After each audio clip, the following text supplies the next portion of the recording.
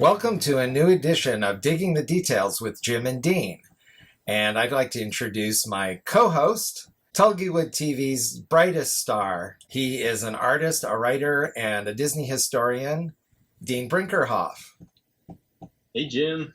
Hey, Dean. Thanks for having me on as co-host again. And I'd like to introduce you, Jim Fanning, who is also a wonderful Disney historian, author, blogger, and YouTube sensation.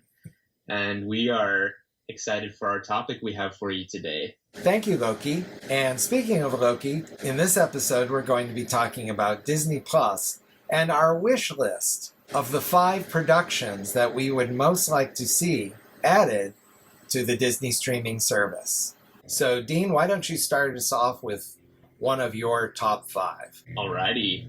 I have definitely been thinking about this a lot ever since Disney Plus launched. Disney has yet to release a lot of their content. I think they're doing this as an incentive to keep people coming back to watch, but it is a little bit of a strain waiting for some of my favorite things. One of my favorites being Make Mine Music. That's one of my favorite classic Walt era animated films, and it's, I believe, one of the only, if not the only, Disney animated feature film to be released to Disney Plus. It's a wonderful film that has a lot of similarities in structure to Melody Time, in that it's broken up into segments as a package film, and it has a lot of classic characters and stories and songs like Peter and the Wolf, Johnny Fedora and Alice Bluebonnet, and it even has a singing operatic whale named Willie. So what's not to love? I sure agree, and I also agree. I would love to see it on Disney Plus. It's definitely the sister production to Melody Time, which luckily is on Disney Plus. So it would be great to be able to see the twin production of Melody Time, Make Mine Music. So I think that is a great choice.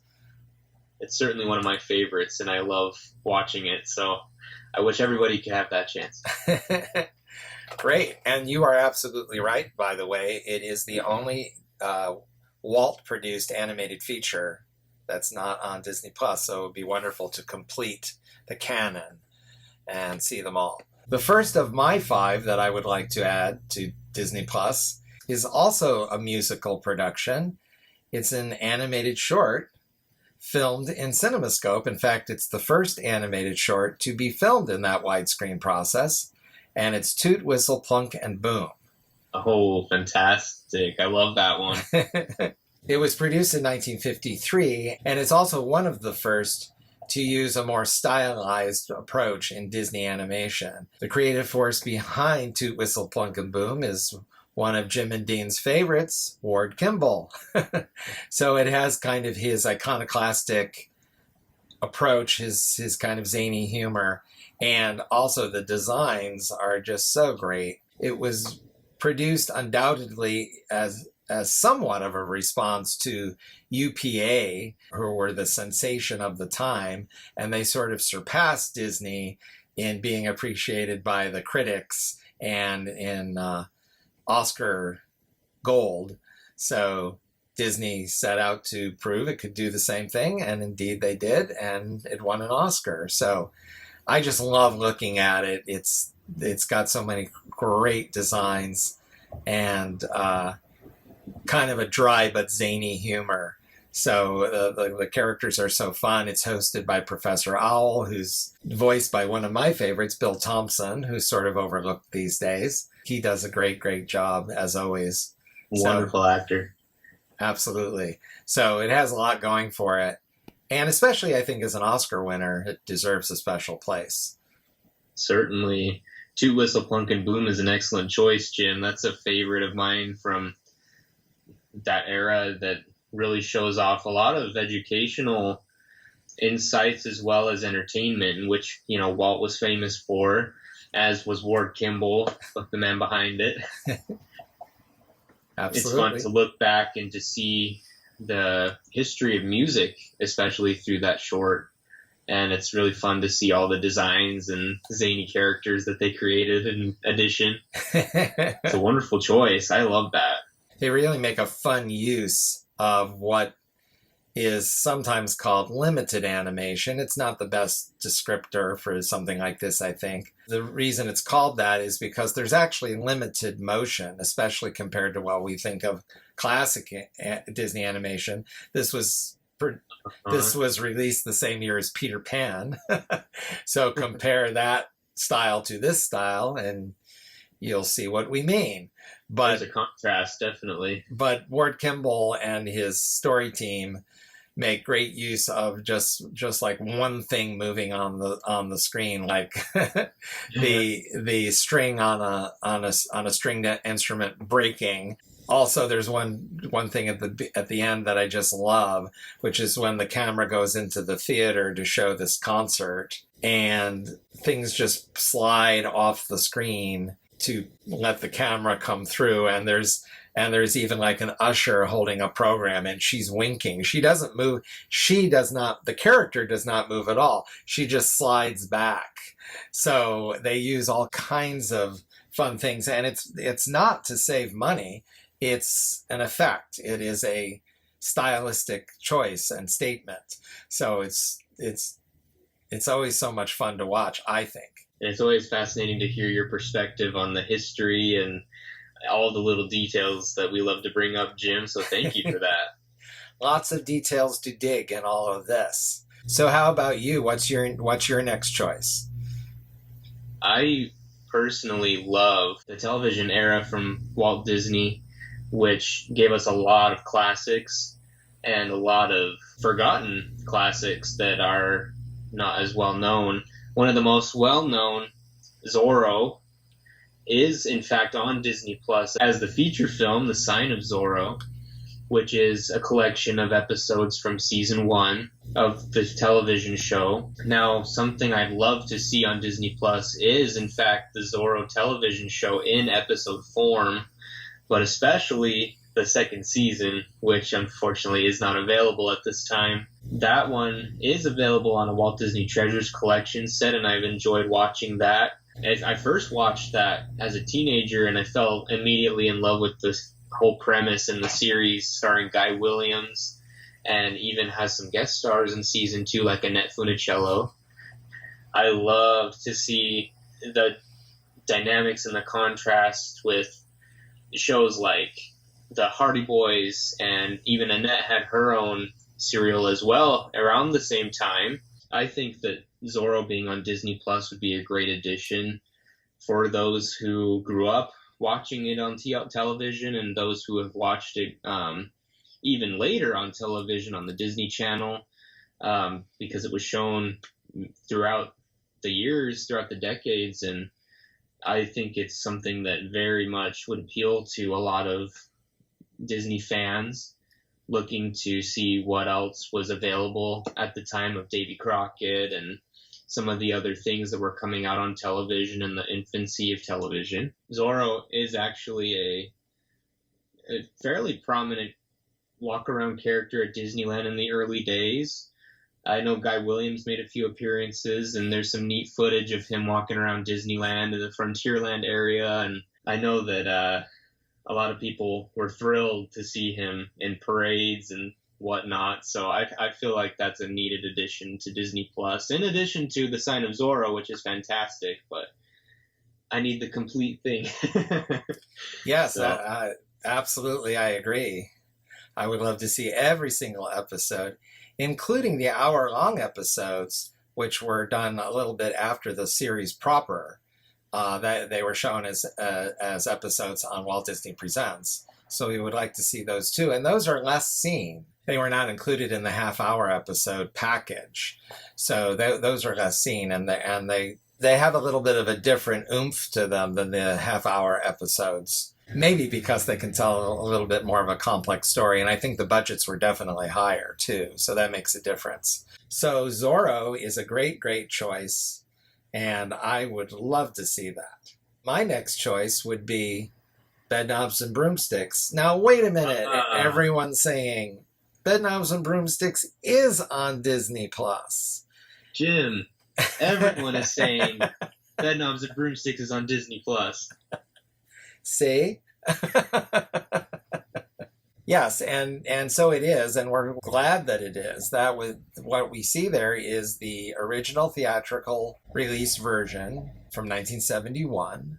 But for the 25th anniversary of the film in 1996, Disney decided to spend a great deal of effort and money on restoring Knobs and Broomsticks, not just the picture and the sound, but also an attempt to restore it to the original vision of producer Bill Walsh and also Walt Disney, because Walt was involved in the development of Knobs and Broomsticks, even though it was released several years after he was gone. As many Disney fans may know, the Sherman Brothers wrote additional songs not seen in the original release that were filmed and then were unfortunately cut to make the running time shorter.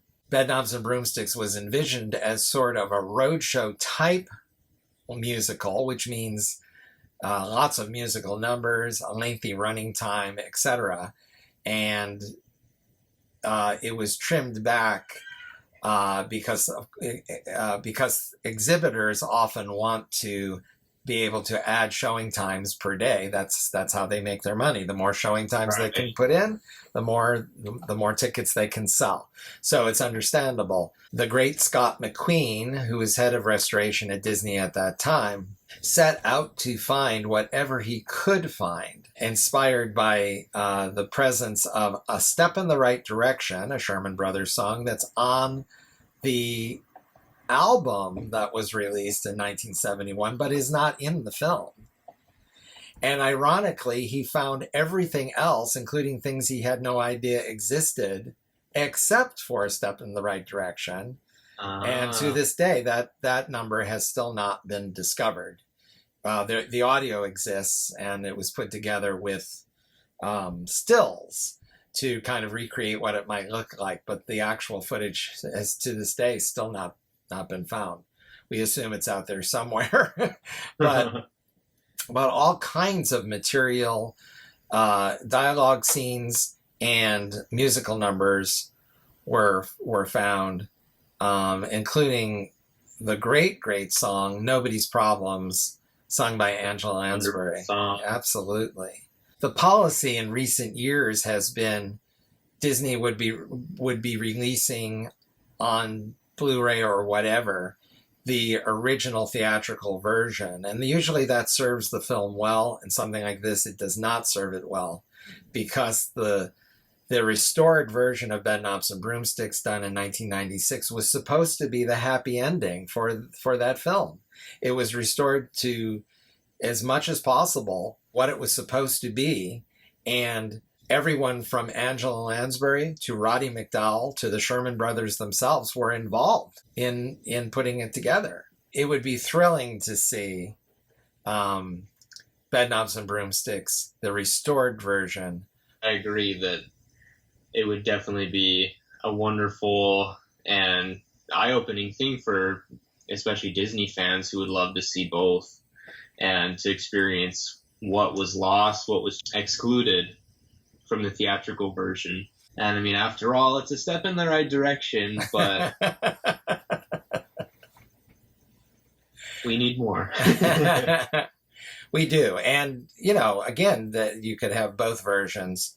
The restored scenes and musical numbers are on the Blu-ray. Mm-hmm. But the restored version was released on DVD, so I always tell people to get the DVD version, then they can see the entire thing as it was meant to be. The Blu-ray, it's odd that they couldn't just have a separate chapter. Certainly is odd, yeah. Especially with the Blu-ray technology that can thread certain things together. This is done all the time. So, and the disc capacity, not to mention, versus DVD is quite large. Exactly.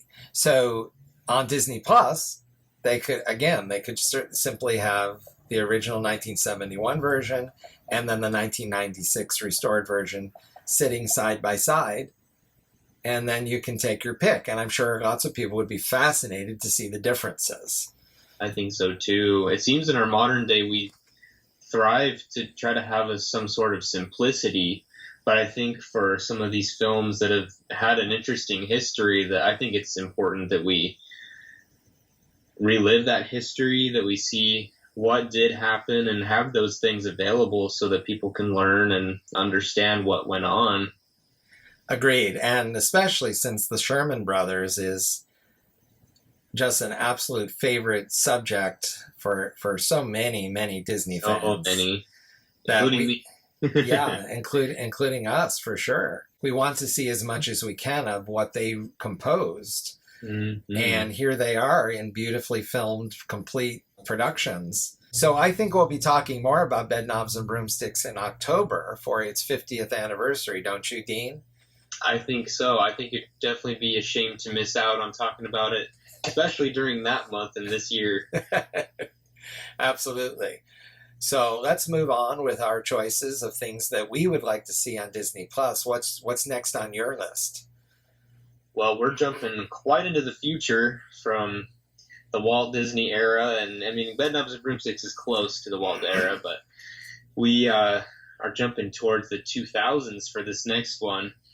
I absolutely adore, and I don't know what most Disney fans think about it, but I have always personally loved Mickey's House of Mouse. That is one of my all-time favorite shows, and especially a modern show that showcases the Disney characters from all over the place, the Walt Disney Classic era to the modern day, even from characters from the parks. We have quite a bit there to digest and to enjoy in Mickey's House of Mouse. They have so many fun episodes that I remember watching as a kid and as a teenager. And I know that there's a couple holiday specials as well that I know people love to watch, and they've been available on Netflix throughout the years, actually. At least the Halloween special, Mickey's House of Villains, was at one point. But I think that would be a wonderful thing to add to showcase the Disney brand and the core Fab Five characters. Plus, for sure, there are so many fun tidbits and Easter eggs to enjoy from that show and that series, and it was so creative. It may not have been the top tier animation style or top tier budget, but I think it certainly lives up to the classic era of Mickey Mouse, Donald Duck, the Goof, on and on and on. The Mickey's House of Mouse originally started as Mickey Mouse Works, if I'm not mistaken, and then evolved into this show where Mickey and Minnie and the gang all had like a dinner and a show sort of environment at their venue. And it was always fun to watch their cartoons that they showed off, classic and modern, and all the fun guest stars as well. It's certainly a show I miss. Well, me too, and I certainly agree. And you're absolutely right. It began as Mickey Mouse Works, and even though it's really almost completely different from Mickey Mouse Works, kind of sprang out of that. What this TV series has plenty of is creativity, because it's not just the Disney characters sitting there at the tables. There's always very clever references to their world or their props or their attitudes. And like you said, it's everybody you can think of, from the Seven Dwarfs to Scar to Hades to the Reluctant Dragon. Everybody's there. Everybody's partying. It's really fun, and it's fun to see what kind of food they're ordering, and there's all kinds of inside jokes and, as you say, Easter eggs. So it's a Disney fan's delight, and especially to have every episode available on Disney Plus, where you could just binge watch and freeze frame and catch all the different little references. It's really fun. Well, I'll be waiting for a performance from Scat Cat and his Alley Cat Band. And don't forget the Quack Street Boys. I've already mentioned one animated short that is in the tradition of the Silly Symphonies, you might say. But a Silly Symphony I would like to see added to Disney Plus is Winkin', Blinkin' and Nod from 1937. Is that one of your favorites as well? That is one of my favorites indeed. Now, Disney Plus has a good number of silly symphonies already available, and we're very grateful for that because it's not just big titles and Oscar winners like Three Little Pigs, but it's also cartoons like The Pied Piper and others you might not expect to see. So there's nothing to complain about in the selection that's already there. There are 75 animated shorts officially designated as silly symphonies. So when we compare the number that are on Disney Plus versus those that were actually produced, it's a relative handful, and we'd like to see more. So Wink and Blink and a Nod, I choose because it's not one of the best known, but it's one of the most beautiful. It's beautifully, beautifully produced. Released the same year as Snow White and the Seven Dwarfs, so the production quality is very high. To me, it epitomizes the silly symphonies. Beautiful music, beautiful imagery. It's not like there's a big plot or storyline, kind of like the old mill. There's not a lot of traditional story or plot, but there's a lot of beauty. And I would like it to represent the other silly symphonies that are not on Disney Plus. Maybe Wink and Blink and a Nod could be added, and then that would pave the way for some others. It's a dream, I know, but perhaps it will come true. Well, when you wish upon a star, your dreams come true, Jim. So perhaps one day we'll be so lucky. Yes, that short is incredible for its beauty, animation. The music is wonderful and so moving. The musical vignette style, as you described, like the old mill, where you kind of come into a scene and you watch what's going on in the environment, is so calming, so peaceful. It really sets a mood that I think Walt was a genius at doing, making sure that everyone was really honed in and connected to what was on the screen and what was happening. It's magical. There's no other really word for it to describe the way that those silly symphonies make you feel, make you look at the world. It's definitely a treasure that I think should be included as well. I love that. That's great to hear, and I'm sure I will love your next choice as well, whatever it may be. So Dear to My Heart, which was a film released in 1949. The film is starring Bobby Driscoll and Luana Patton, and the film is based on the Sterling North book, Midnight and Jeremiah. It's a film that takes place in an area similar to one that Walt Disney grew up in his childhood. Walt Disney grew up in Marceline, Missouri, and he's known to have said that the film So Dear to My Heart is basically a representation of his childhood. It's what he experienced growing up on the farm, with the animals, with his family, and the spirit of that film is very much alive in his heart. And his brother Roy, they both absolutely tried to imbue the things that they experienced. The film includes a lot of fun songs and quips and pieces of advice to remember, such as it's what you do with what you got.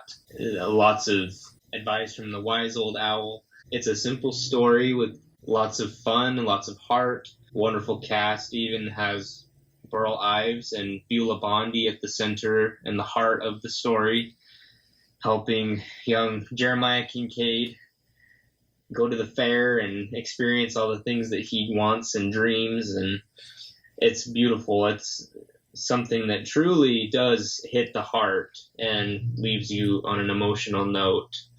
And I know, Jim, that's one of your favorites too. Hopefully I didn't steal that from you, but I know you likewise are probably anxious to see that one on Disney Plus. Yes, I absolutely am. It is definitely one of my all-time favorites. And one way I like to look at it is it's one of the live-action films that Walt produced that is an equivalent to the animated films. And what I mean by that is it just has so many beautiful details. Yes. Again, it's not, you mentioned that it has a simple story. It's not so plot heavy, although it does have a plot, but it has a lot of colorful and heartwarming incidents. And I just love it. It just takes me away and puts me with these wonderful people.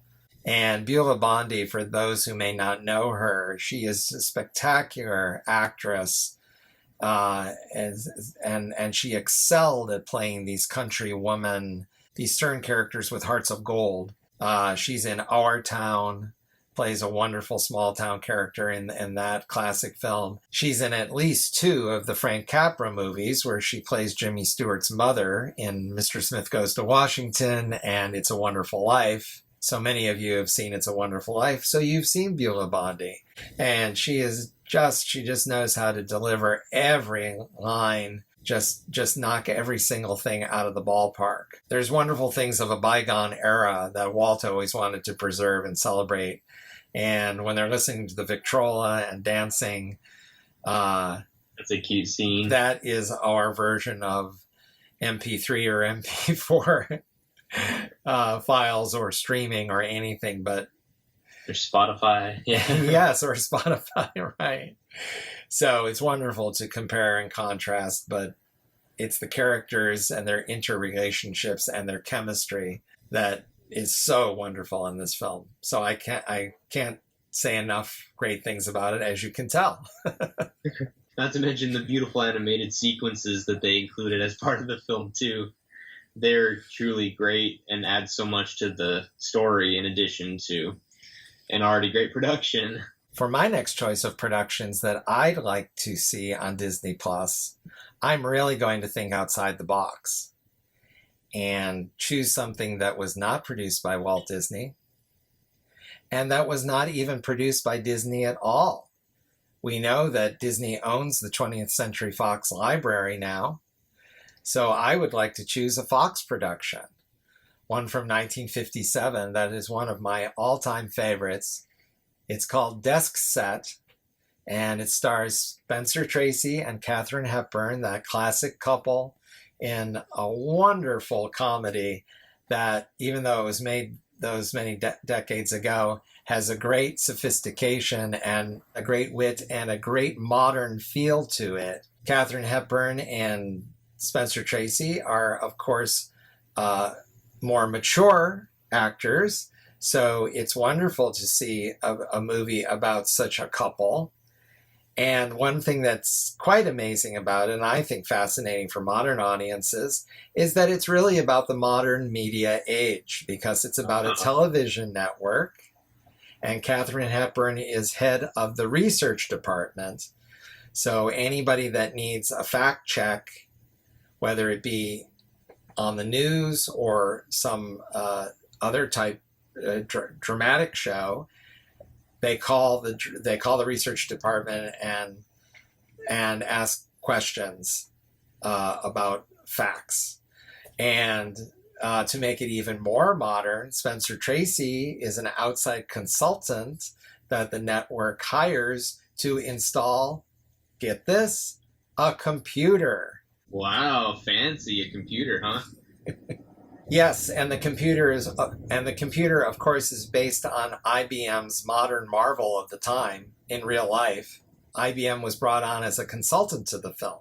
Now, the phone that anyone's holding in their hand right now has 1,000 times more memory than that giant computer has that fills. There you go.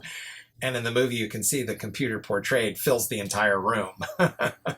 But at any rate, Katharine Hepburn, of course, feels very threatened because she's afraid this computer is being brought in to replace her and her staff.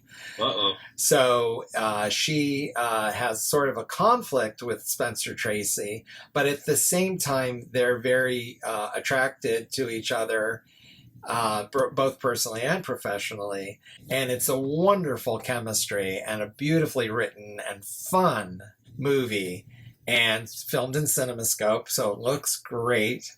It's definitely a gem from the 20th Century Fox library that I would like to see included.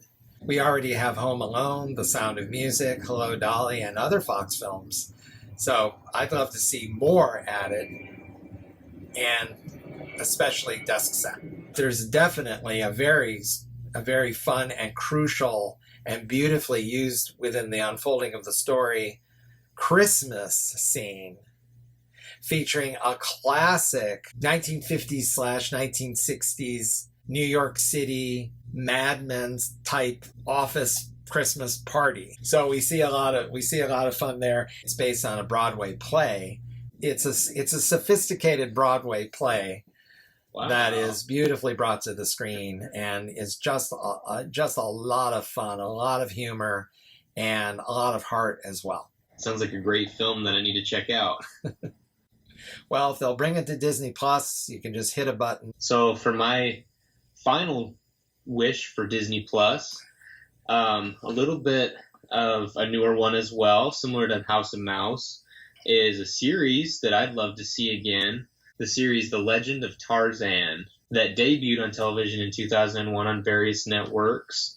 I remember personally watching it on UPN occasionally. When I was a very young child, it would appear and I was very excited because, hey, Tarzan, Disney was on.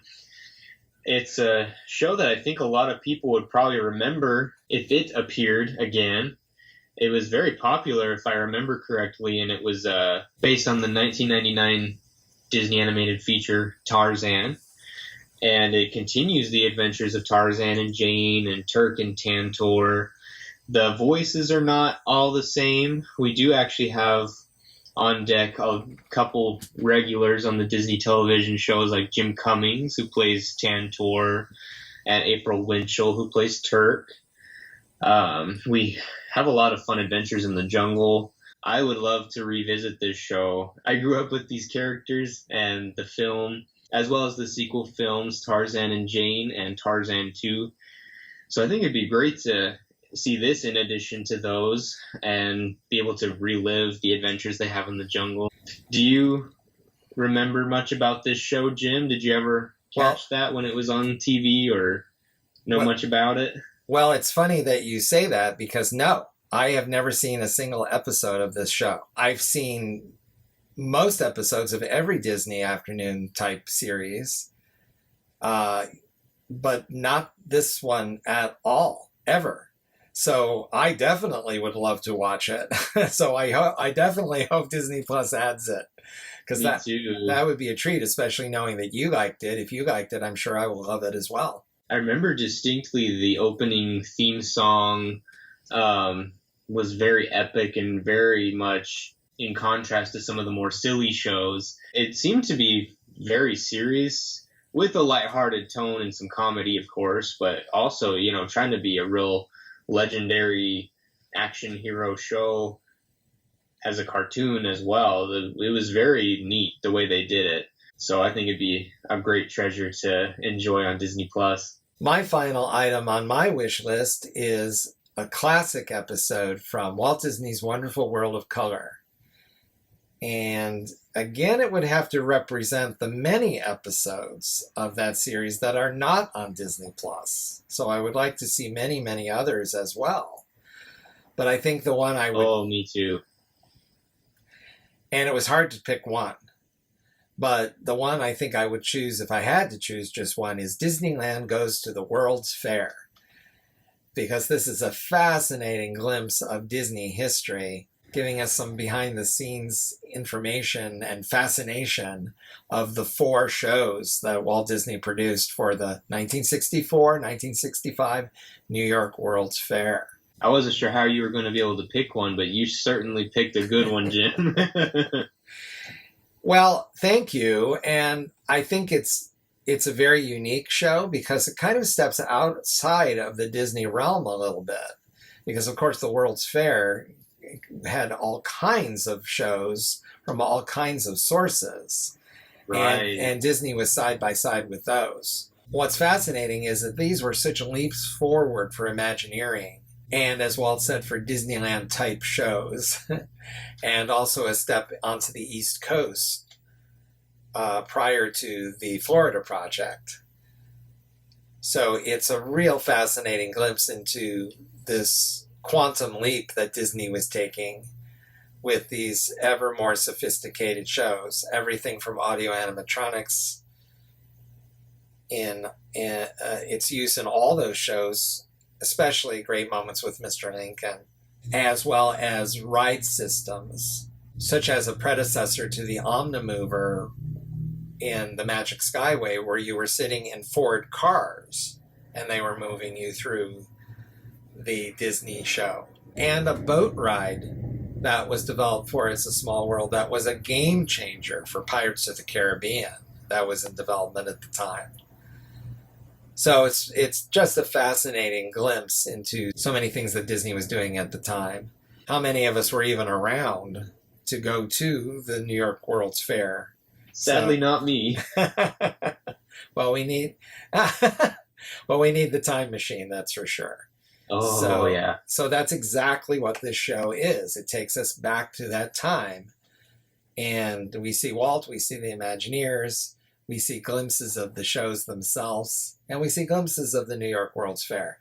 So for those many, many unique reasons, I would choose Disneyland Goes to the World's Fair. That one is so neat, just like what you said a minute ago, where it's able to take you there, even though none of us were born. Well, some of us were, maybe in the audience, but certainly I was not around. So it's a neat window into the past to see what it was like to experience the World's Fair and to see the origin of some of the most beloved Disney attractions from the parks, where they came from, how they were developed, and why they even exist, such as It's a Small World. And if you look at Disneyland's railroad through the primeval world, we see where those dinosaurs came from. It's kind of out of the blue if someone doesn't really know where those came from. And it was always fascinating to me to find out that the show was even longer through the Ford Pavilion. If I'm remembering correctly, you'd see the entire history of time of mankind with some funny cavemen doing some antics, and then on through to the modern age of Ford. So it was a wonderful special, and I think you picked a great one, Jim, that I hope one day makes it to Disney Plus for sure. So it might interest our audience to know that Dean did not know what was on my list, and I did not know what was on his list. And it's amazing to me that we did choose 5 separate things each. I was thinking we would probably have some overlap. But I'm pretty impressed as well. Yeah. I certainly like Dean's list very much. I agree with all those additions and would like to see all of that on Disney Plus. And I likewise agree that I love all of Jim's suggestions, and you sure picked some good ones, Jim, that I hope make it one day. Each of them, as you could tell from our conversation, had many details that we like to dig. So we'd like to thank everyone for watching, and please join us again for another episode of Digging the Details with Jim and Dean. And he's Dean.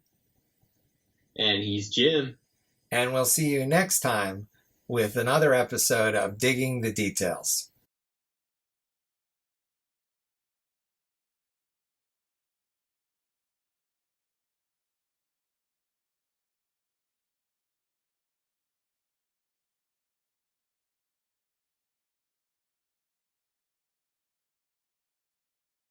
Excellent choice.